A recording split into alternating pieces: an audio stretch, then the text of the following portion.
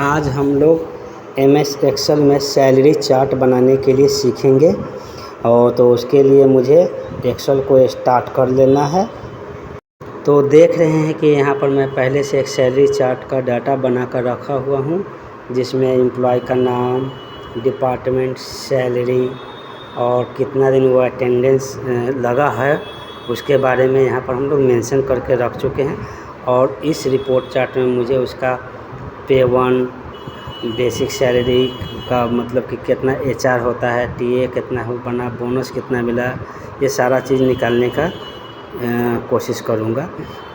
पर हम कुछ इन्फॉर्मेशन लिख के रखा हूँ कि मुझे HR कितना निकालना है, TA कितना निकालना है, इंसेंटिव कितना निकालना है और जो भी मतलब निकालना है उसका डिटेल्स में यहाँ पर लिख के रखा हुआ हूँ। और उसी के अकॉर्डिंग हम यहाँ पर डेटा को कैलकुलेट करेंगे। और तो सबसे पहले मुझे जो कैलकुलेट करना है यहाँ पर हमें पेमेंट निकालना है। तो पेमेंट के लिए क्या करना है कि सैलरी दिया हुआ है और अटेंडेंस दिया हुआ है, तो मुझे अटेंडेंस के अनुसार से उसका सैलरी निकालना है। तो लिखूँगा D5 इंटू E5 बाई 30 और उसके बाद इंटर प्रेस करूँगा। अब यहाँ पर हमारा सैलरी कैलकुलेट करके आ गया कि वो 30 दिन का उसका सैलरी कितना हो। अब ड्रैग करके नीचे लाऊंगा। ड्रैग करके नीचे लाने से ये होगा कि मुझे सारा का ऑटोमेटिक कैलकुलेट करके पता चल जाएगा कि कितना अटेंडेंस के मुताबिक उसका सैलरी बनता है। अब यहाँ पर HR निकालना है जो कि सैलरी का 10% होगा।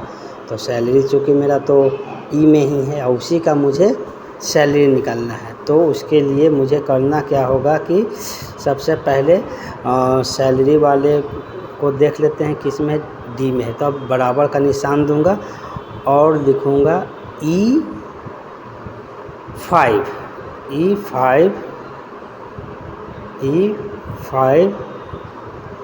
इंटू कितना 10%। ओके, तो ये हमारा 2500 का निकल गया, यानी 2500 मुझे HR मिलेगा। अब HR निकल चुका है, ड्रैग करके टोटल का भी निकल चुका है। TA के लिए जो है हमें निकालना है, हमने यहाँ पर कहा है कि सैलरी प्लस HR, यानी जो सैलरी मिलेगा और HR मिलेगा उसका मुझे 5% निकालना है। तो 5% निकालना, तो पहले दोनों को जोड़ेंगे और उसका 5% निकालेंगे। तो सैलरी हमारा किस में है, D में है। तो D5 प्लस G5 जो कि पेमेंट उसमें बना है, वो HR है और उसका मुझे कितना 2% लिख के इंटर प्रेस करेंगे। तो हमारा जो है TA भी निकल गया। अब TA निकलने के बाद मुझे इंसेंटिव भी निकालना है। तो इंसेंटिव निकालने से पहले देख लेंगे कि इंसेंटिव मुझे सबका नहीं देना है, जितना का बोला जा रहा है उतना का। और यहाँ पर बोला जा रहा है अटेंडेंस के बेसिस पे। तो हम चेक कर लेते हैं कि अटेंडेंस के बेसिस पे मुझे कितना देना है। तो मैंने यहाँ पर मेंशन किया हूँ कि जो इंसेंटिव मिलेंगे वो 20 दिन से जिसका अटेंडेंस ज़्यादा होगा उसको मिलेगा, बाकी को पैसा मिलने वाला नहीं है। तो यहाँ पर हम लोग कंडीशनल फार्मूला का यूज करेंगे। उसके लिए हम लोग क्या लिखेंगे, जैसे पहले यूज करते थे, इफ़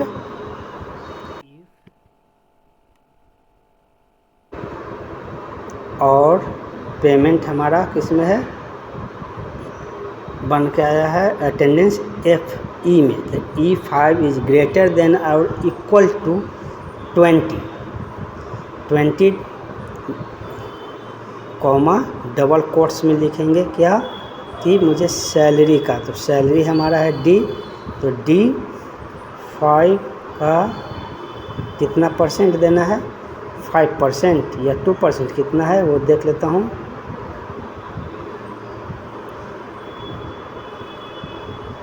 5%, तो 5% मिलेगा उसको। और जो पैसा मतलब कि जो उसका अटेंडेंस 20 दिन से कम है तो उसको क्या मिलेगा भाई? उसे तो कुछ नहीं मिलने वाला है।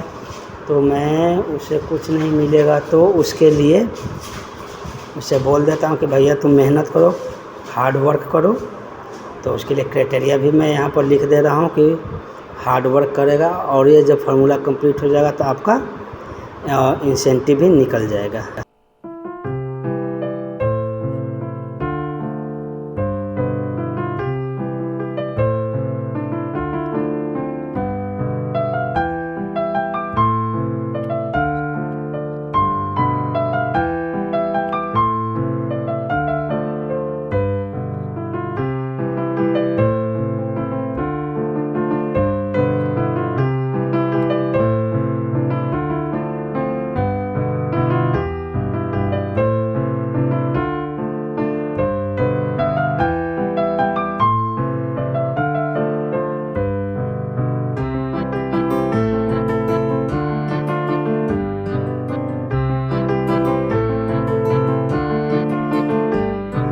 यहाँ हम देख रहे हैं कि जिसका अटेंडेंस 20 डेज से कम था उसको किसी भी प्रकार का इंसेंटिव सब नहीं मिला है।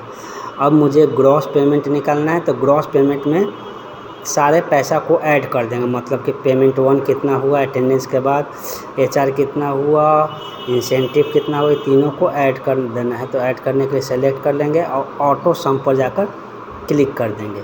तो यहाँ पर हमारा वो ग्रॉस पेमेंट निकल गया है। अब मुझे यहाँ पर PF निकालना है। तो PF के लिए क्राइटेरिया भी क्या हो कि PF में कुछ पैसा कंपनी काटता है और कुछ पैसा वो जो स्टाफ रहता है उसका पैसा कटता है। तो हम लोग दुगना कर लेंगे, मतलब जितना उसका कटेगा उतना ही कटेगा। तो यहाँ पर हम लोग क्या कर लेते हैं कि जो कट रहा है कितना, टू PF जो ग्रॉस का कटेगा, तो ग्रॉस हमारा है I5 में। तो I5 × 12% कर दे रहे हैं और ड्रैग कर दिए हैं।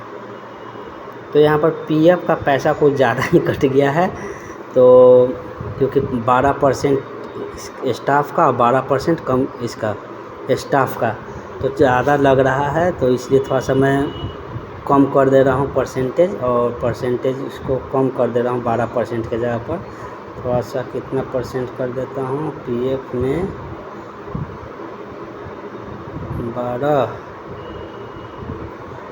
5% करता हूँ, यानी 10% का हिसाब से हो जाएगा। तो 10% के हिसाब से कट जाएगा। फिर में तो 5% से, तो 5% से अब कर दे। हाँ ठीक है, अब इसको ड्रैग करके निकाल देता हूँ। ठीक है, अब जो है इसका PF निकल चुका है। मेडिकल निकालना है, तो मेडिकल भी सैलरी का ही निकल जाएगा जो मिलता है। तो इसका लिए हो गया क्या, D5 × कितना 2% कर दे रहा हूँ मेडिकल। तो ये 500 रुपया उसका मेडिकल का कट जाएगा। अब मेडिकल का कटने के बाद ड्रैग कर देता हूँ तो टोटल का निकल गया। अब नेट में क्या है कि PF वाला पैसा और मेडिकल वाला पैसा है तो कट जाएगा। तो कटने के बाद जो हमारे पास ग्रॉस पेमेंट बना, मतलब जितना अटेंडेंस के बाद HR के बाद सबके बाद जो बना है, तो उसमें क्या कर देना है, उस पैसा को मेडिकल और PF वाला को घटा देंगे। तो उसके लिए क्या करेंगे, इक्वल टू J5 माइनस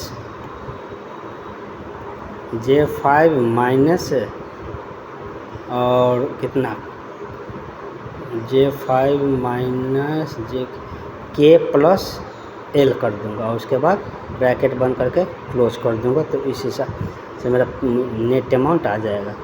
तो इस तरह से हम लोग देख रहे हैं कि हमारा नेट अमाउंट आ गया है।